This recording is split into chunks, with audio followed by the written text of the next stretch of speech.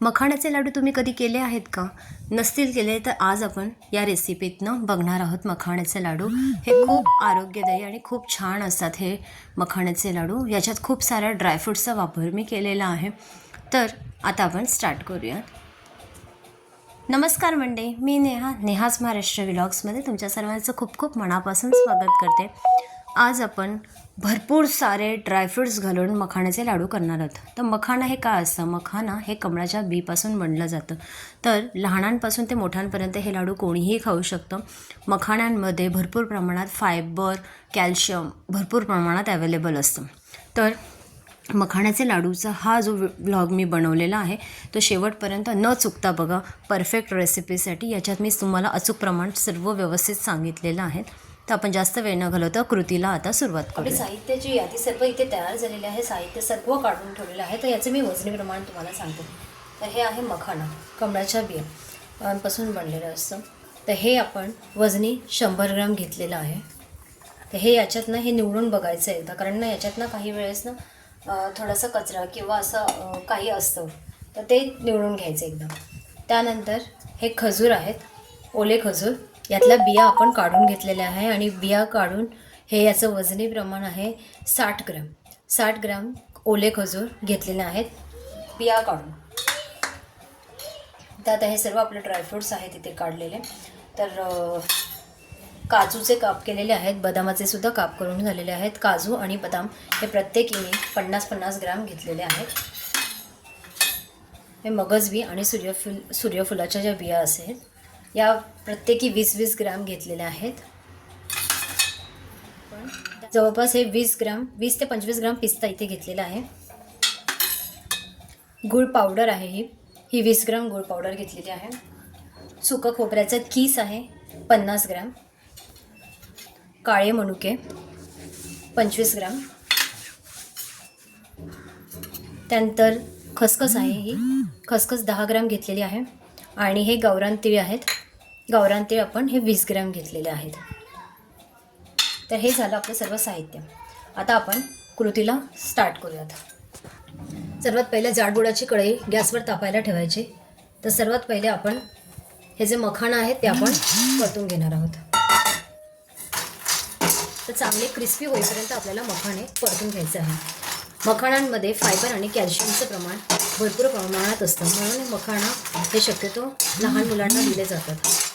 फक्त लहान मुलांसाठीच नाही तर मोठ्यांसाठी सुद्धा मखाणा खूप छान आहे खाण्याच्या दृष्टिकोनातून, आरोग्याच्या दृष्टिकोनातून.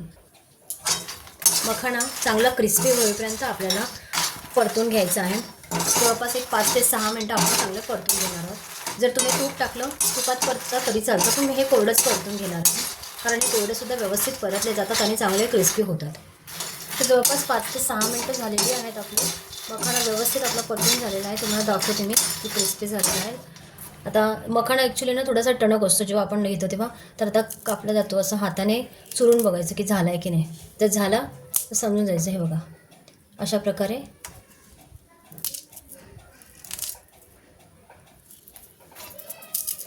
हे बघा, अशा प्रकारे हा तुटला जातो. याचाच अर्थ हा क्रिस्पी झालेला आहे. तर आता मखाना आपण एका ताटामध्ये सेपरेटली काढून ठेवायचा आणि थंड झालं ना की आपण त्याची मिक्सरला बारीक पावडर करून घेणार आहोत. आता याच कढईमध्ये ना हे गावरान तीळ घ्यायचे.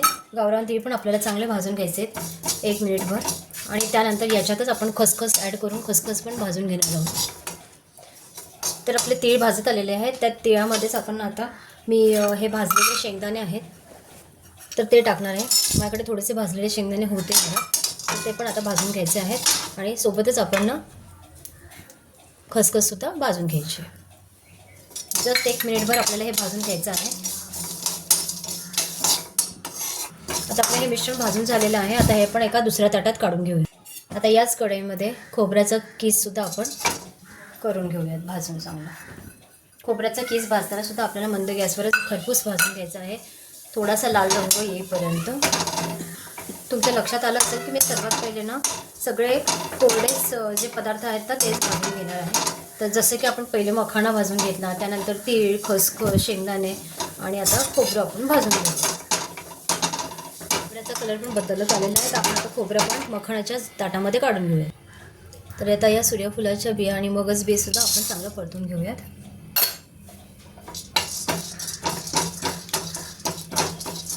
सोबतच आता मी सगळेच ड्रायफ्रूट्सना ॲड करून घेते. हे काजूचे तुकडे ना मी थोडेसे ठेवणार आहेत वरनं टाकायला. ते बघा थोडेसे ठेवले आहेत मी वरून टाकायला. बाकीचे सगळे घेतले आहेत. तसेच बदामाचे कापसुद्धा मी सगळे घेऊन टाकते. आणि हे आपले आहे पिस्तासुद्धा मी सर्व घेते. आता ना आपण हे भाजताना ना थोडंसं तूप ॲड करणार आहे त्याच्यात.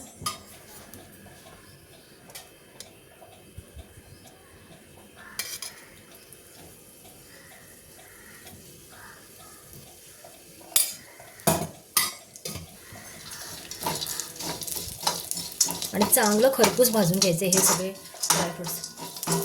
ड्रायफ्रूट्स भाजले आणि तुपात भाजल्याने काय होतं, आपला लाडू आहे ना जास्त दिवस ना टिकण्यास मदत होते. जर तुम्ही थोड्याच प्रमाणात करणार असाल म्हणजे 10 ते 12 तर ते हे ड्रायफ्रूट्स नाही भाजले ना म्हणजे असे तुपात नाही भाजले तरी चालतात, नुसते कोरडे भाजून घ्यायचे. पण हे जास्त दिवस लाडू टिकावेत म्हणून मी हे तुपात चांगले भाजून घेत आहे. सोबतच आता काळे मनुकेसुद्धा आपण भाजून घेऊयात.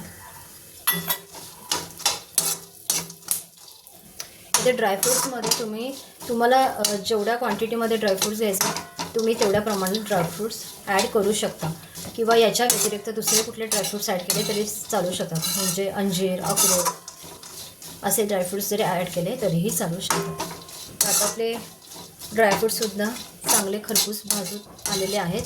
आता ते पण आपण ना ताटात काढून घेऊयात. तर ड्रायफ्रूट्स आपला भाजताना ना माझ्याकडे ना खारीक पावडर होती.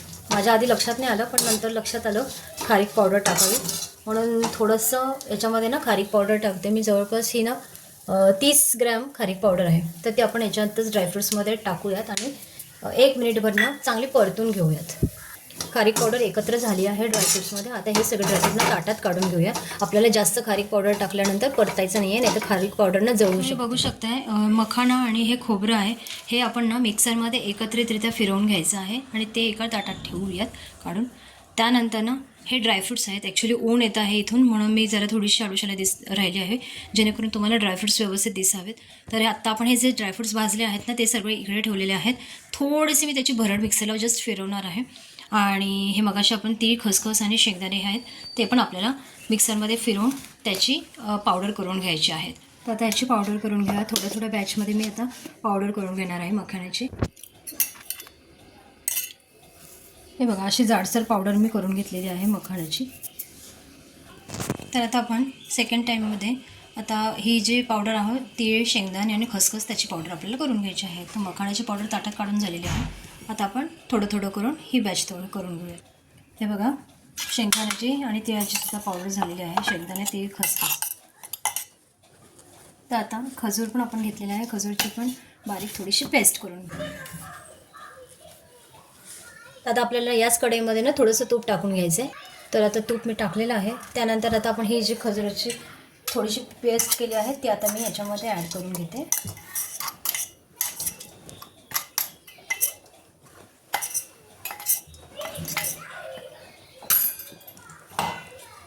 ही पेस्ट पण आपल्याला चांगली परतून घ्यायची आहे. आपण ना आता पल्स मोडवर ना ही जी ड्रायफ्रूट्सची आहे ना पावडर पण करून घेतलेली आहे. थोडीशी जाडसर भरड केलेली आहे. तुम्ही बघू शकता थोडे जाडसरच ठेवलेले आहेत मी. आता आपण हे खजूर आहेत ना आपले आता सॉफ्ट झालेले आहेत. तुम्ही बघू शकता प्रेस होत आहेत बघा लगेच. तर आता आपण ना याच्यात काय करणार, ही जी गूळ पावडर आहे ना ती आपण ॲड करून घेणार आहोत त्याच्यातच. आपण गूळ पावडर टाकल्यानंतर ना त्याच्यात ना थोडंसं पाणी टाकायचं गूळ वितळण्यासाठी.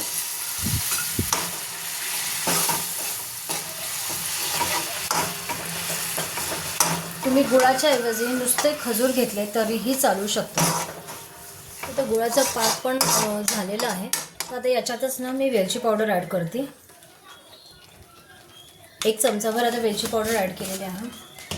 आणि आपण आपलं जे परतलेलं आणि मिक्सरमधून काढलेलं जे मिश्रण आहे ते आपण ॲड करणार आहोत. तर तुम्ही बघू शकता इथे मी सगळं ठेवलेलं आहे. तर हा पाक माझा तयार आहे. त्यानंतर हे मिश्रणसुद्धा माझं तयार झालेलं आहे. आता हे मिश्रण आपण ना या डायरेक्टली ना पॅकामध्ये ॲड करून घेणार आहोत.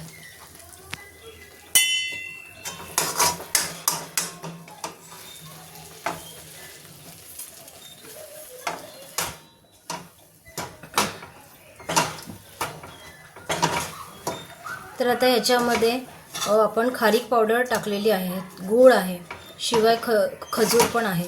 त्यामुळे हा लाडू अर्थात चांगलाच होणार आहे. शिवाय ड्रायफ्रूट्ससुद्धा आहेत. गोडीलासुद्धा व्यवस्थितच होणार आहे, काही कमी गोडीचं वगैरे होणार नाही आहे. तर आता आपण हे सगळं एकजीव करून घेऊयात आणि मग लाडू वळायला स्टार्ट करूयात. याला बाइंडिंग येण्यासाठी आपण थोडंसं साईडने तूप टाकून घेऊयात.